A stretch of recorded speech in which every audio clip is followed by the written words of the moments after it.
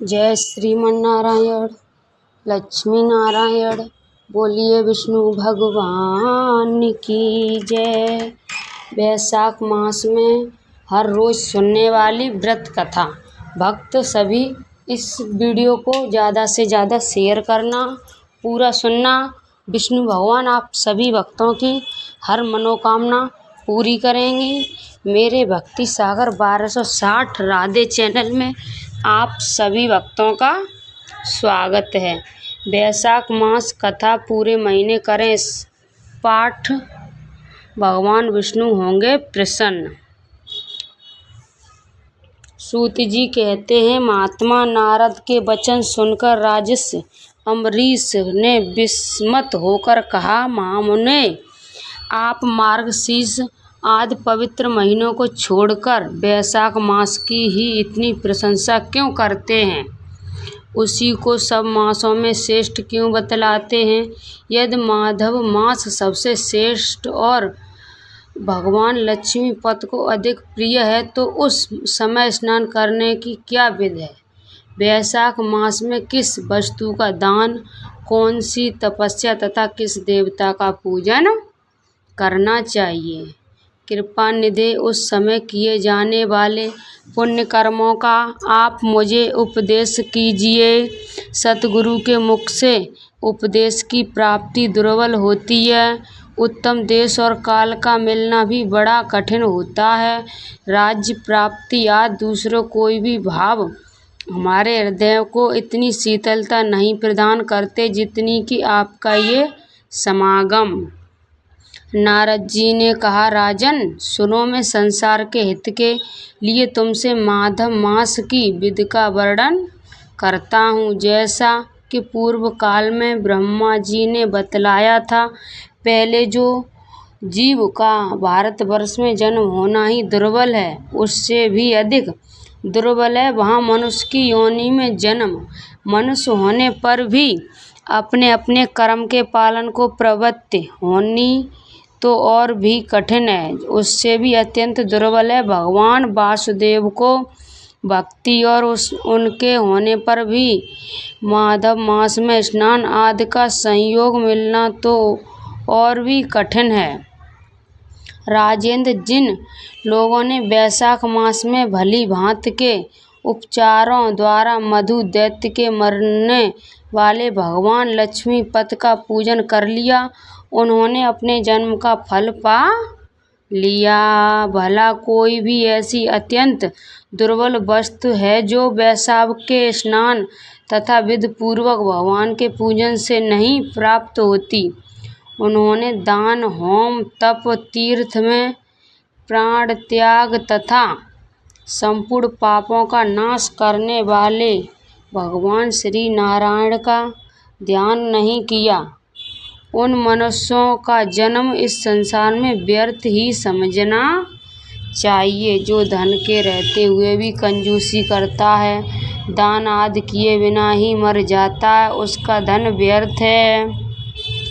राजन, उत्तम कुल में जन्म, अच्छी मृत्यु, श्रेष्ठ भोग, सुख, सदा दान करने में अधिक प्रसन्नता, उदारता तथा उत्तम धैर्य, ये सब कुछ भगवान श्री विष्णु की कृपा से ही प्राप्त होते हैं।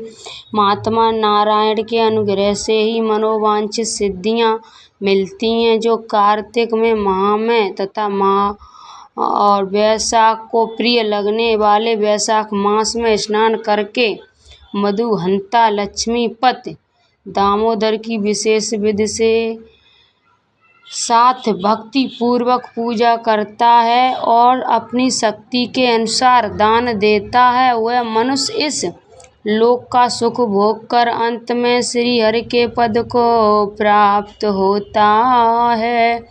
भूप जैसे सूर्योदय होने पर अंधकार नष्ट हो जाता है, उसी प्रकार वैशाख मास में प्राय स्नान करने से अनेक जन्मों की उपार्जित पाप नष्ट हो जाती है। ये बात ब्रह्मा जी ने मुझे बताई थी। भगवान श्री विष्णु ने माधव मास की महिमा का विशेष प्रचार किया है। अतः इस महीने के आने पर मनुष्यों को पवित्र करने वाले पुण्य जल से परिपूर्ण गंगा तीर्थ, नर्मदा तीर्थ, यमुना तीर्थ अथवा सरस्वती तीर्थ में सूर्योदय से पहले स्नान करके भगवान मुकुंद की पूजा करनी चाहिए। इससे तपस्या का फल भोगने के पश्चात अक्षय स्वर्ग की प्राप्ति होती है। भगवान श्री नारायण अनामय रोग व्यक्त से रहित हैं। उन गोविंद देव की आराधना करके तुम भगवान का पद प्राप्त कर लोगे। राजन, देवादिदेव लक्ष्मीपति पापों का नाश करने वाले हैं। उन्हें नमस्कार करके चैत्र की पूर्णिमा को इस व्रत का आरंभ करना चाहिए। व्रत लेने वाला पुरुष यमनियों का पालन करे, शक्ति के अनुसार कुछ दान दे, हविष्या भोजन करे, भूमि पर सोए, ब्रह्मचर्य व्रत में दृढ़तापूर्वक स्थित रहे तथा हृदय में भगवान श्री नारायण का ध्यान करते हुए कृच्छ आदि तपस्याओं के द्वारा शरीर को सुखाए। इस प्रकार नियम से रहकर जब वैशाख की पूर्णिमा आए तो उस दिन मधु तथा तिल आदि का दान करे। श्रेष्ठ ब्राह्मणों को भक्तिपूर्वक भोजन कराए, उन्हें दक्षिणा रहित धेनु दान के तथा वैशाख स्नान के व्रत में जो कुछ त्रुटि हुई हो उसकी पूर्णता के लिए ब्राह्मणों से प्रार्थना करे। जिस प्रकार लक्ष्मी जगदीश्वर माधव की प्रिया हैं, उसी प्रकार माधव मास की मधुसूदन को बहुत प्रिय है। इस तरह उपयुक्त नियमों के पालन पूर्वक 12 वर्षों तक वैशाख स्नान करके अंत में मधुसूदन की प्रसन्नता के लिए अपनी शक्ति के अनुसार व्रत का उद्यापन करें।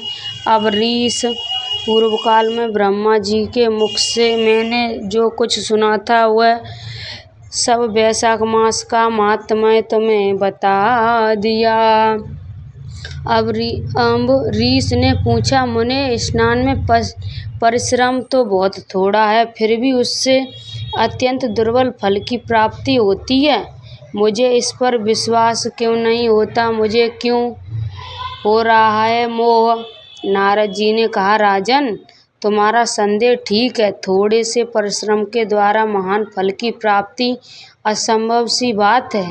तदाप इस पर विश्वास करो, क्योंकि ये ब्रह्मा जी की बताई हुई बात है। धर्म की गति सूक्ष्म होती है, उसे समझने से बड़े बड़े पुरुषों को भी कठिनाई होती है। श्री हरि की शक्ति अचित है, उनकी कृति में विद्वानों को भी मोह हो जाता है। विश्वामित्र आदि क्षत्रियों थे, किंतु धर्म का अधिक अनुष्ठान करने के कारण वे ब्राह्मणत्व को प्राप्त हो गए। अतः धर्म की गति अत्यंत सूक्ष्म है। भूपाल, तुमने सुना होगा, अजामिल अपनी धर्मपत्नी का परित्याग करके सदा पाप के मार्ग पर ही चलता था। तदापि मृत्यु के समय उसके केवल पुत्र के स्नेह बस नारायण कहकर पुकारा। पुत्र का चिंतन करके नारायण का नाम लिया, किंतु इतने से ही उसको अत्यंत दुर्बल पद की प्राप्ति हुई। जैसे अग्निच्छ पूर्व भी यदि आग का स्पर्श किया जाए तो वह शरीर को जलाती ही है, उसी प्रकार किसी दूसरे निमित्त से भी यदि श्री गोविंद का नामोच्चारण किया जाए तो वह पाप राश को भस्म कर डालता है। तथा जीव विचित्र हैं, जीवों की भावना विचित्र है, कर्म विचित्र हैं तथा कर्मों की शक्तियाँ भी विचित्र हैं। शास्त्रों में जिसका महान फल बताया गया है वो वही कर्म महान है, फिर वह अल्प परिश्रम संध्या हो या अधिक परिश्रम साध्य हो। छोटी सी वस्तु से भी बड़ी से बड़ी वस्तु का नाश होता देखा जाता है। जरा सी चिंगारी से बोझ के बोझ तिनके स्वाह हो जाते हैं। जो श्री कृष्ण के भक्ति हैं उनके अनजान में किए हुए हजारों हत्याओं के युक्त भयंकर पताक तथा चोरी आदि पाप भी नष्ट हो जाते हैं। वीर जिसके हृदय में भगवान श्री विष्णु की भक्ति है, वह विद्वान पुरुष यदि थोड़ा सा भी पुण्य कार्य करता है तो वह अच्छे फल देने वाला होता है। अतः माधव की भक्ति पूर्वक आराधना करके मनुष्य अपनी मनोवांछित कामनाओं को प्राप्त कर लेता है। इस विषय में संदेह नहीं करना चाहिए। शास्त्रों विधि से किया जाने वाला छोटे से छोटे कर्म क्यों न हो, उसके द्वारा बड़े से बड़े पाप का भी क्षय हो जाता है तथा उत्तम कर्म की बुद्धि होने वाली लगती है। राजन भाव तथा भक्ति दोनों की अधिकता से फल में अधिकता होती है। धर्म की गति सूक्ष्म है, वह कई प्रकार से जानी जाती है। महाराज, जो भाव से हीन है, जिसके हृदय में उत्तम भाव एवं भगवान की भक्ति नहीं है, वह अच्छे देश तथा काल में जाकर जीवन भर पवित्र गंगा जल से नहाता और दान देता रहे तो भी कभी शुद्ध नहीं हो सकता, ऐसा मेरा विचार है। अतः अपने हृदय कमल में शुद्ध भाव की स्थापना करके वैशाख मास में प्राय स्नान करने वाला जो विशुद्ध चित्त पुरुष भक्ति पूर्वक भगवान लक्ष्मी का पति की पूजा करता है, उसके पुण्य का वर्णन करने की शक्ति मुझमें नहीं है। अतः भूपाल, तुम वैशाख मास के फल के विषय में विश्राम करो। छोटा सा शुभ कर्म भी सैकड़ों पाप कर्मों का नाश करने वाला होता है।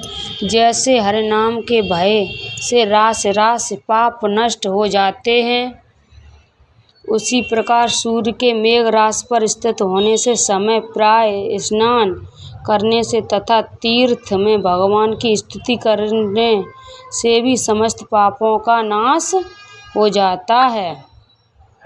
जिस प्रकार गरुड़ के तेज पर सांप भाग जाते हैं, उसी प्रकार प्रायःकाल वैशाख स्नान करने से पाप पलायन कर जाते हैं। ये निश्चय बात है। जो मनुष्य मेघ राशि के सूर्य में, गंगा या नर्मदा के जल में नहाकर 1, 2 या तीनों समय भक्ति भाव के साथ पाप प्रशमन नामक स्तोत्र का पाठ करता है, वह सब पापों से मुक्त होकर परम पद को प्राप्त होता है। अम्बरीश, इस प्रकार मैंने थोड़े में ये वैशाख स्नान का सारा महात्म्य सुना दिया। अब और क्या सुनना चाहते हो? जय श्री कृष्णा, जय श्रीमन नारायण। आप सभी भक्तों को मैंने वैशाख मास के स्नान का महात्म्य सुनाया और सुनावे में कोई गलती हुई हो उसे माफ़ करना। जय श्री कृष्णा, राधे राधे। प्राचीन समय में धर्म वर्ण नाम के एक दिग्गज हुआ करते थे। वे बहुत ही धर्मपरायण थे। एक बार उन्होंने किसी महात्मा के मुख से सुना कि कलयुग में भगवान विष्णु के नाम स्मरण से ज़्यादा पुण्य किसी भी कार्य में नहीं है। धर्मवर्ण ने इस बात को आत्मसात कर लिया और सांसारिक जीवन छोड़कर संन्यास लेकर भ्रमण करने लगे। एक दिन भ्रमण करते हुए वे प्रत्यलोक पहुँचे। वहाँ धर्मवर्ण ने देखा कि उनके पितर बहुत कष्ट में हैं। पितरों ने उन्हें बताया कि उनकी ऐसी हालत तुम्हारे संन्यास के कारण हुई है, क्योंकि अब उनके लिए पिंडदान करने वाला कोई शेष नहीं है। यदि तुम वापस जाकर गृहस्थी जीवन की शुरुआत करो, संतान उत्पन्न करो, तो हमें राहत मिल सकती है। साथ ही वैशाख अमावस्या के दिन विधि विधान से पिंडदान करो। धर्मवर्ण ने उन्हें वचन दिया कि वह उनकी इच्छाओं की पूर्ति अवश्य पूर्ण करेगा। इसके बाद धर्मवर्ण ने सन्यासी छोड़कर पुनः सांसारिक जीवन को अपनाया और वैशाख अमावस्या पर विधि विधान से पिंडदान करे अपने पुत्रों की मुक्ति दिलाई। बोलिए विष्णु भगवान की जय। वैशाख मास की व्रत कथा समाप्त। आप सभी भक्तों को मैंने वैशाख मास की व्रत कथा और महत्व सुनाया, उसमें सुनावे में कोई गलती हुई हो उसे माफ़ करना। जय श्री कृष्णा, राधे राधे। इस वीडियो को ज़्यादा से ज़्यादा शेयर करना। जय श्रीमन नारायण।